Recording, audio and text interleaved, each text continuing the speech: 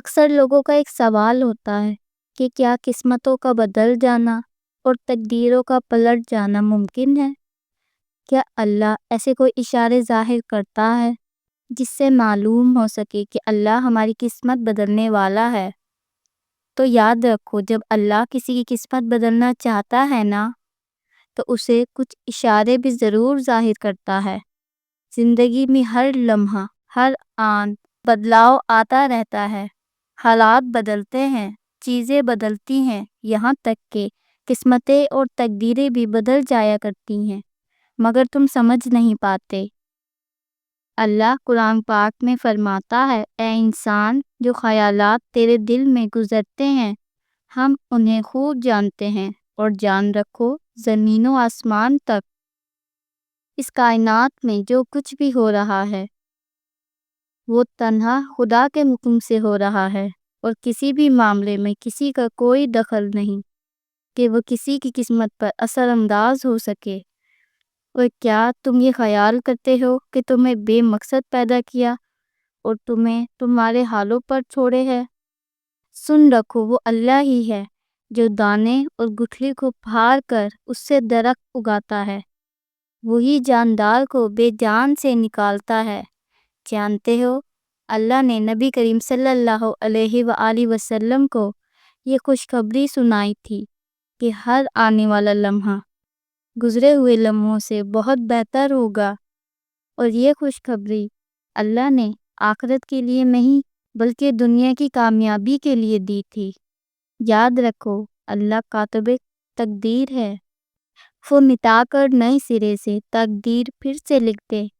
وہ تو جہاں سے چاہے کہانی کا رخ موڑ سکتا ہے اور جیسے چاہے انجام بدل سکتا ہے۔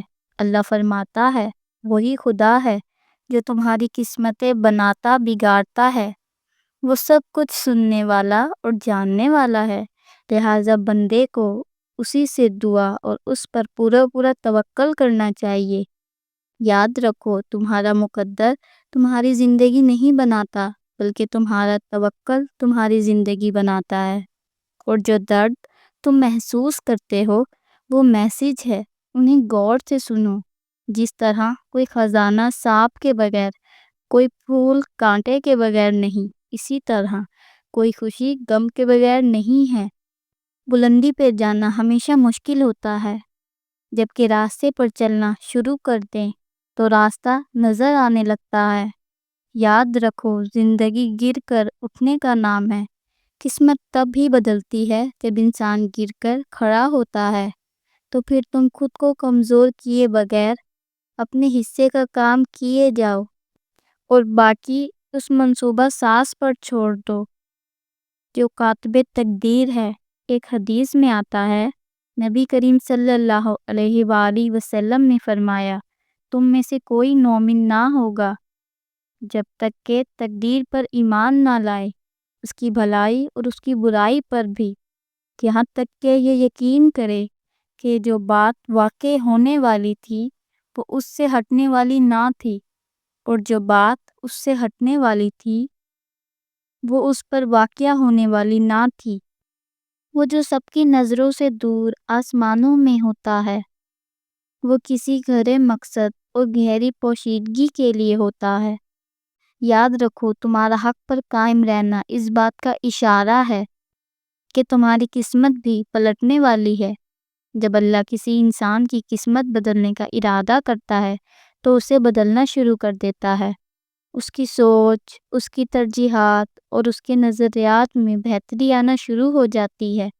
اگر قرآن کی روشنی تمہارے دل کو منور کرنے لگے اور تم اپنے گرد و پیش پھیلی ہوئی تاریکی کو اپنے علم و عقل سے نہیں بلکہ اللہ کے نازل کردہ ہدایت کے مطابق روشن کرنا شروع کر دو، تو یہ بھی ایک اشارہ ہے کہ کاتب تقدیر پھر سے تمہاری قسمت لکھنے والا ہے اور تمہاری زندگی کے سارے ٹیڑھے راستے سیدھے اور صاف کرنے والا ہے۔ جان رکھو، عرش والا تمہارا دل اور تمہارا عمل دیکھتا ہے، اور دل دیکھ لے تو دل پھیر دیتا ہے۔ قسمتیں اور تقدیریں بدل جایا کرتی ہیں، جب اللہ کسی انسان کی قسمت پلٹنا چاہتا ہے تو اس کی بہترین نشانی یہ ہے کہ وہ اسے اپنی طرف متوجہ کرتا ہے، اور خاص طور پر جب تم دعا کرتے ہو، جان رکھو دعا میں اتنی طاقت ہوتی ہے کہ جو عرش تک کو ہلا سکتی ہے۔ جب دعا فیصلہ کن مراحل میں داخل ہوتی ہے تو تقدیر اور قسمت کو بدل دیتی ہے، اور اس کے لیے مقدر کا موڑنا کیا مشکل ہے، جس نے مشرق اور مغرب موڑ رکھے ہیں۔